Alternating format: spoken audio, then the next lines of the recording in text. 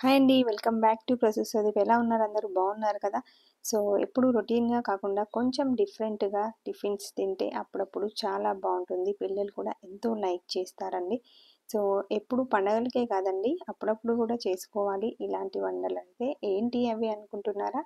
So బొబ్బట్లండి. So ఈ బొబ్బట్లు అనేటువంటివి ఎప్పుడు మనము ఉగాదికి చేసుకుంటాం ఎక్కువగా. సో ఉగాదికి కాకుండా మనకి వెజిటబుల్స్ని బేస్ చేసుకొని, ఫ్రూట్స్ని బేస్ చేసుకొని మనం ఇష్టమైన వాటితోని ఎన్నో రకాలుగా చేసుకోవచ్చండి.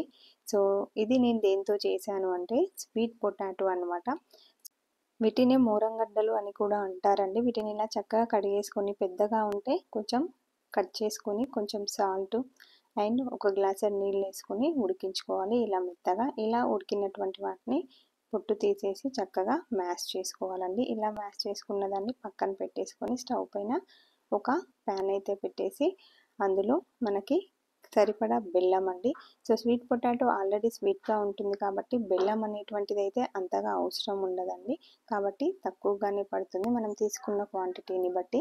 సో దీన్ని మనం బెల్లం కరిగిన తర్వాత మ్యాష్ చేసుకున్న దాన్ని దాంట్లో వేసేసుకొని రెండు కూడా చక్కగా కలిసిపోయే వరకు కొంచెం దగ్గర పడేలాగా మిశ్రమం చేసి పెట్టుకోవాలన్నమాట. సో ఈ మిశ్రమం అనేటువంటిది చల్లారేలోపు గోధుమ పిండితోనైతే బొబ్బట్లు చేస్తాను నేను కాబట్టి, సో నేనైతే గోధుమ పిండిని కలిపి పక్కన పెట్టేసుకోవాలి.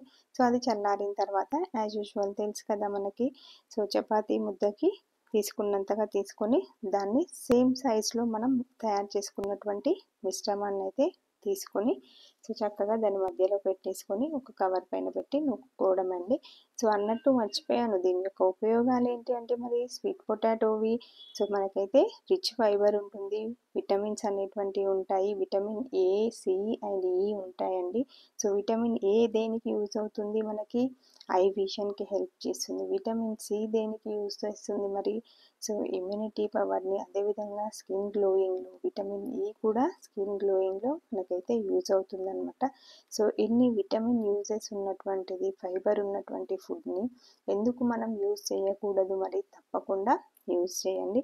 సో ఇలా కాల్చేటప్పుడు మాత్రం చక్కగా నేతితో కాల్చుకోండి. బొబ్బట్లు అనేటువంటివి నేతి కాంబినేషన్తో చక్కగా అదురుతాయండి. ఈ వీడియో మీకు ఇన్ఫర్మేటివ్ అయితే ఒక లైక్ చేయండి ప్లీజ్.